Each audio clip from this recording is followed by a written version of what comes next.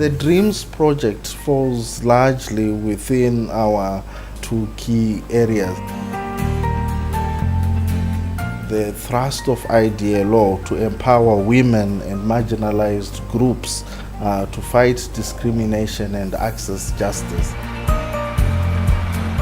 It is within that context that IDLO implemented the DREAMS project. The idea behind the DREAMS project is to see how there can be a concerted effort to reduce the incidence of new HIV infections in adolescent girls and young women. Now, with the DREAMS Innovation Challenge, this was a specific component out of the larger DREAMS package that looked at saying, what are the innovative ways beyond the traditional support, which is biomedical, towards reducing new infections that can be developed.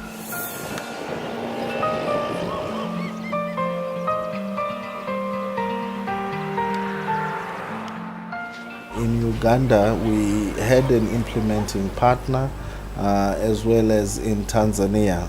In Uganda, Sehud was our implementing partner, and in Tanzania we had the LHRC as our implementing partner.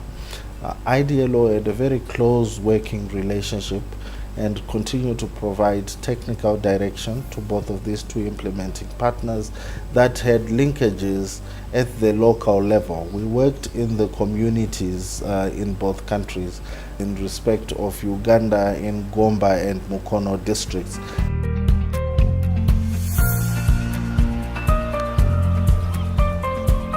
We are a legal institution, legal and advocacy institution that advances the realization of the right to health in Uganda and East Africa, and our niche is use of the law to advance health rights. We operate within 3 programs, and the 3 programs are community empowerment, strategic litigation, then research, documentation and advocacy. With the Community Empowerment Program, our role is really to empower communities to demand and access services, and then also bridge the gap between national level advocacy and community level advocacy. So within the Community Empowerment Program, we have had funding from the International Development Law Organization since 2017 to kind of go back to the communities and do work that is aimed at advancing access to quality HIV services for adolescent girls and young women. And this project is implemented in 2 districts of Gomba and Mukono. And in Gomba, we do implement in Chegonza sub-county and Kanoni sub-county. Then in Mukono, we implement in Champisi and Kasau sub-counties. And while doing this implementation, we actually do not work alone as an institution, but we advance the rights of the adolescent girls and young women together with the partners that are already community-based. And we have various community-based organizations that we work with. I was trained by Sehud Center for Health, Human Rights and Development, and I work as a community health advocate to help young girls and women access for justice and HIV testing with counseling. So at first, I conducted training Through those trainings, we have created a friendship between the justice actors in the sub-county and the adolescent girls. So we know all the steps to follow in seeking justice. Just having an intervention of training the girls would not be enough if we did not train these other ones where they're getting the services from. So we opted to train the JLOS actors, and by JLOS I mean judicial law and order sector actors, which include the chairperson, the district community development officers. It also includes the police, the prisons, warders and wardens, the magistrates and the judicial service people. My interaction with SEHUD, so much of it was justice actors. So I was among the justice actors, and I realized it was so important that they had involved me, because people had a lot of queries over police work and stuff. Personally, I interested myself into so much to do with cases of girls, so much to do with domestic violence, the GBV. It is our work. SEHUD came in with a value addition on the DREAMS program. Originally, we were only doing about skill development and maybe HIV and AIDS testing and counseling. When SEHUD came in, they brought in a value addition on the issues of legal approach to the DREAMS program. And the girls actually under SEHUD have been empowered with skills to speak out against gender-based violence.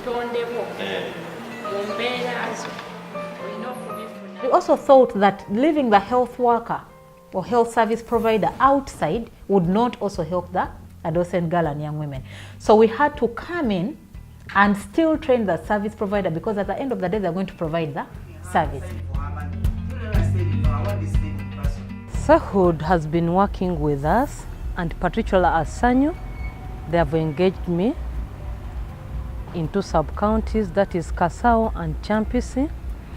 And SEHUD is looking at the innovation challenge under the DREAMS project, though we had the COA package already in Mukono that was funded by Makerere University Water Read project, but they were looking at the other COA packages.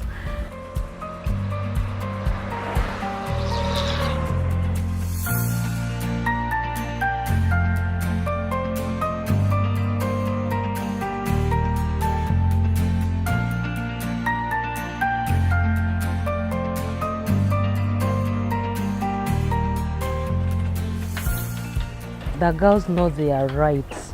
They can stand up and talk for their rights.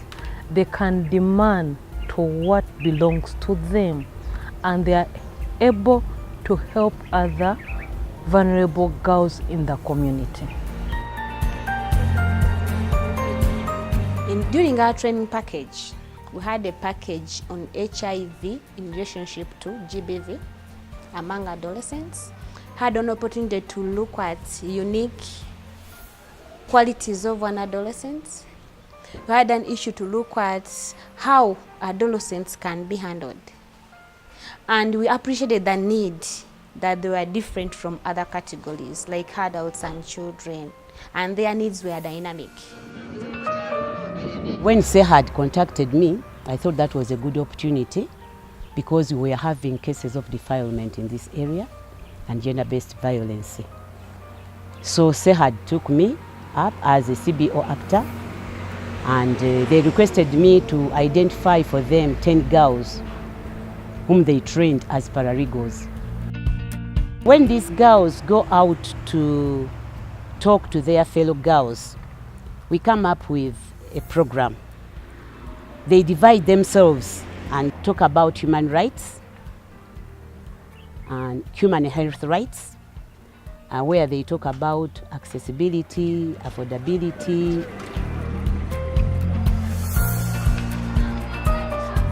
SEHUD at least has done something for us, like in the empowerment, not only empowerment in knowledge, but even picking courage. There is some bit of linkage. Previously, you could go to the police station there as a woman or a young adolescent girl And even there could be some bit of fear. Who am I going to talk to?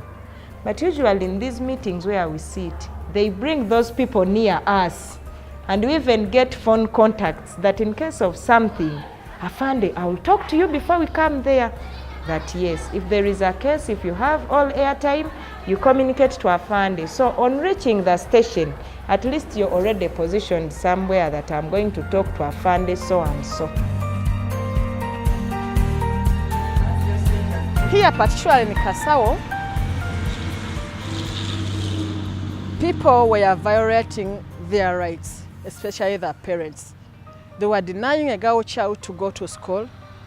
They were denying them a chance to access meetings organized by the CBOs we have in the community. These trained young girls and young women are also carrying out, because it is still ongoing, it is sustaining. They are also carrying out trainings to other adult girls and young women and even other community members about HIV/AIDS and the legal awareness issues. Our interventions of coming in now to empower these people who are surrounding the adolescent girl and young women, including her as a person, with various trainings on health, human rights, SGBV, gender, access to services, have really showed us that something can happen. So we have trained, as part of the interventions, the adolescent girls and young women themselves, such that they're able to identify where the challenge is and be able, for instance, to go to a health facility and not just take it that it's at discretion of the health worker to actually provide them a service, but for them to know that the moment I'm in a health facility, I'm entitled to this service and I should not be pleading with a health service provider. Where we're getting those bottlenecks, SEHUD has been stepping in for us. With the local leaders, at police, at families. And also the health workers, by the way. They've been working in health institutions as well.